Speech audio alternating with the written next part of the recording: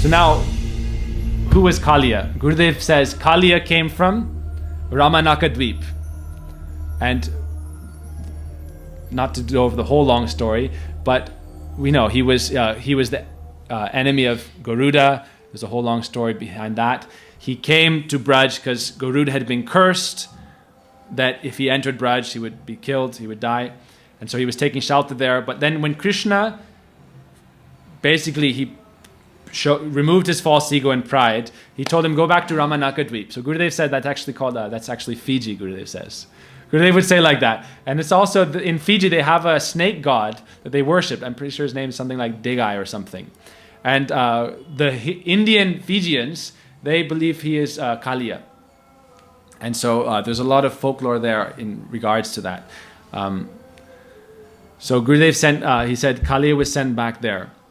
And I just want to give a quick, because people were asking again, who are the Nagas? And what is their relation to, if they have any influence in geopolitics and things like that. So actually the Nagas, they are one of the species of the Ulagas, who are the general reptilian species. And just like mammals, there's forms of mammals with higher intelligence. Similarly, there's reptilian species with higher intelligence. So we see certain kinds of mammals are dull. Certain kinds of mammals like humans, they are of more advanced consciousness. So the same thing is with the Nagas. Actually, the Nagas are described to be a semi-divine race. And they live underground in the subterranean regions.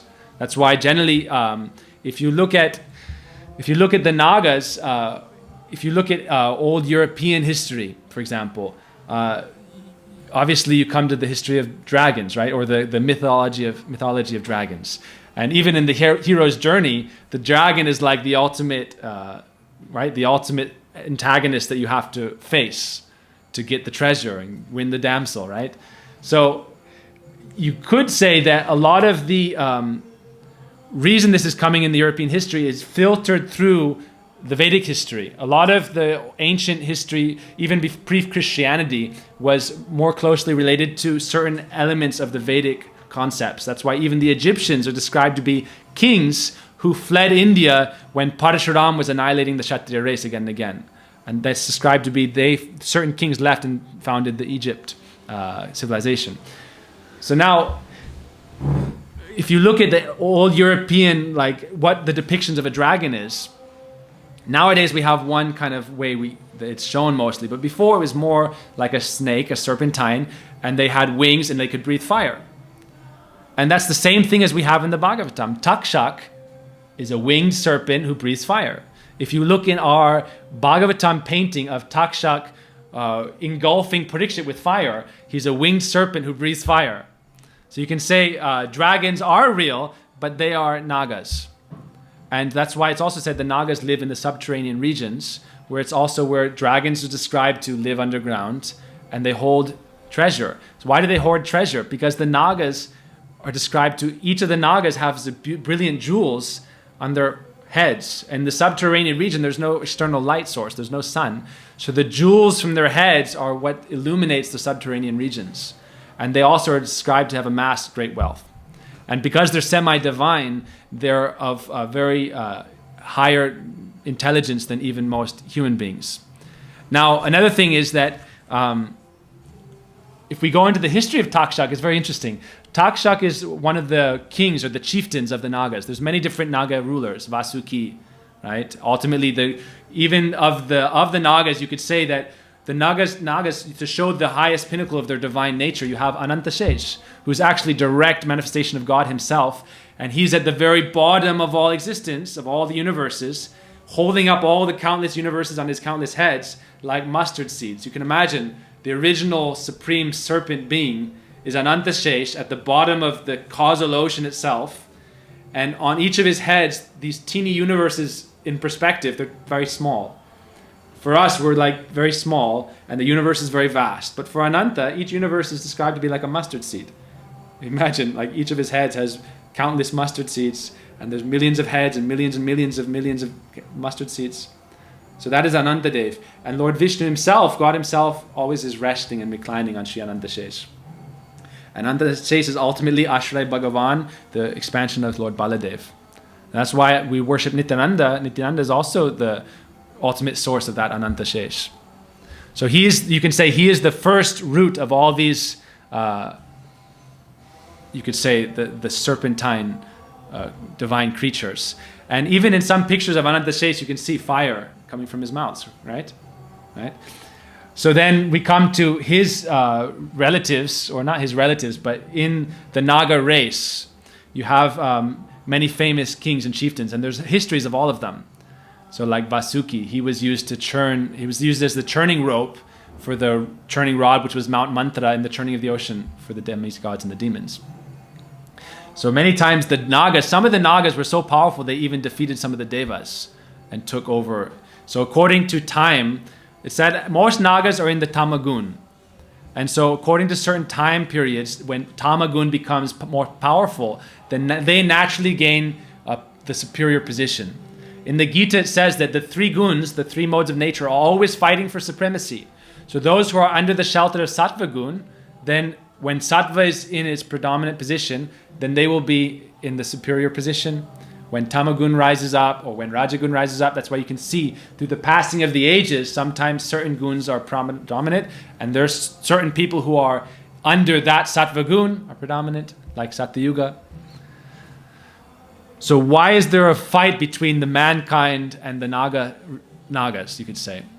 Now, in some Vedic history, it's described how some men in civilizations actually worshipped the Nagas. And even in some places in India, there's certain Naga deities that are worshipped. So sometimes they live in a very harmonious way, and sometimes there is conflict. So one of the most, you could say, the original sources of the conflict in our recent history, meaning in the last 5,000 years, contextually recent, right, is that between Arjuna, Krishna, and the Nagas. And that's why Takshak is a very interesting character in this role, because Takshak lived in a place called the Kandava forest. And one time Krishna and Arjuna were kind of relaxing after going about in the forest, and they were approached by a Brahmin. And the Brahmin begged from them some food. And so they said to the Brahmin was very bright, like the original ginger, you could say. His eyes were reddish, and he had reddish hair. And so they said, "Who is this Brahmin?" And then he asked them, "I'm very hungry, will you feed me?" And so Arjuna and Krishna said, "Yes, certainly. Our role as the Kshatriyas, we have to feed the Brahmins." So the Brahmin said, "You see that forest over there, the Kandava forest? I want to devour it all. Not only the trees, but all the creatures living in the forest, I want to eat them all." So then he revealed to himself as Agnidev. He said, "I am Agnidev, the god of fire. And for a long time, we've been trying to eat this fire, this forest, to satisfy my hunger. But Indra keeps stopping me, Indra, the god of heaven, and because he is friends with Takshak, the king of the snakes, the king of the Nagas. He was very close friends with the king of the Nagas. So he said, whenever Agnidev would start a forest fire and try to devour the forest, Indra would come with a deluge of rain and stop it." So then Krishna and Arjuna said, "Okay, no problem." And Arjuna, being the son of Indra, was the kind of a way to challenge his father. Generally, we see sons at some point in their life, they always want to show at a certain area, a certain point of time, when the father gets older and the son gets older, then they can start challenging, playing sports. And eventually, if they can overcome the father, then it shows that now I am ready to become the father, right? The natural evolution of the son into the man. So Arjuna had a chance now to challenge his father. And so he was, okay, let's do it. So Arjuna and Krishna, Agnidev started the fire in the forest. But then immediately as the fire started, Takshak and Indra were close allies and friends. So the thing was, at that time, Takshak was not in the forest. He was out in another region. But his wife and his son was there. His wife and his son were in the forest. So as soon as the forest fire started, Indra could sense it. And he came and he saw the forest starting to burn in a huge blaze. So he started to call his Samvartika clouds, okay, now rain down your devastation to protect the forest. So what did Arjuna do? Arjuna is described, he's such a great archer that he shot so many arrows that created an umbrella over the entire forest in just a few moments. And so not one single drop of rain could go through that mesh that Arjuna created.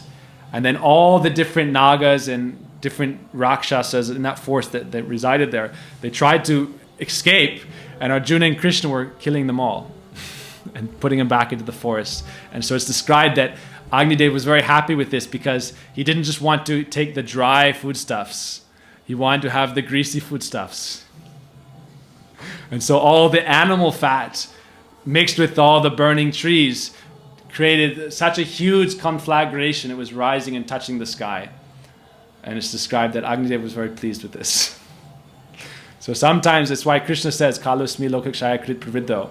According to your time, when your time is up, you have to, you cannot stop death.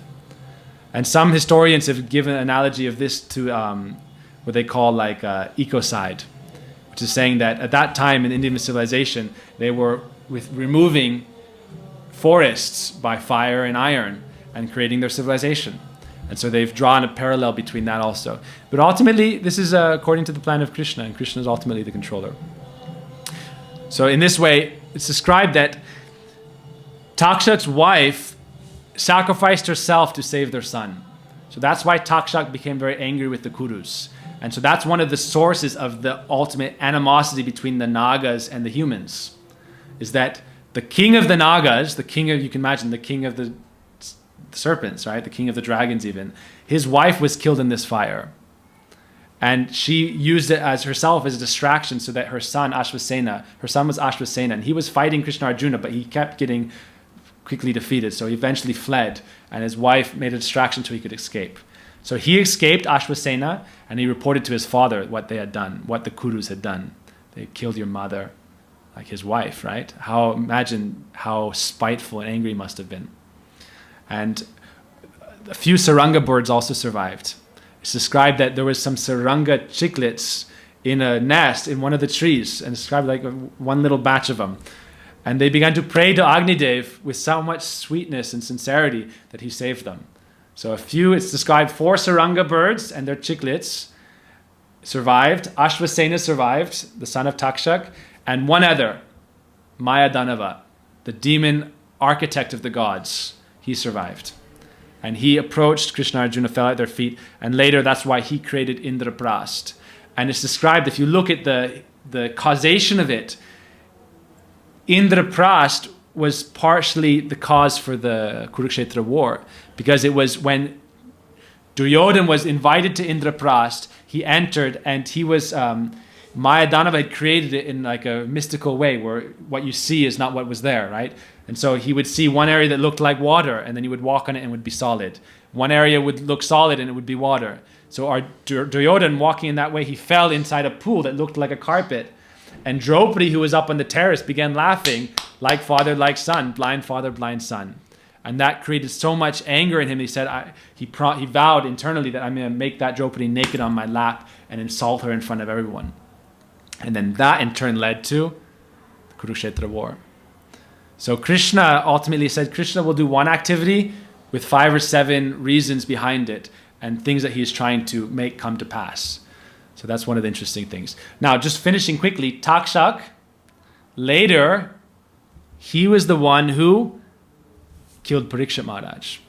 Now, according to our Vaishnav's understanding, we know that Parikshit Maharaj, after his 7 days hearing the Bhagavatam, he achieved liberation. And he achieved liberation from his body, complete siddhi, and then Takshak came and burnt him or bit him and he burnt to ash. So that was the same Takshak. It was his revenge because Parikshit Maharaj is the grandson of Arjuna from Abhimanyu. And then Parikshit's grandson, Janmejai, he performed a yagya to destroy all the Nagas. He was called like a Naga Pashuhati yagya.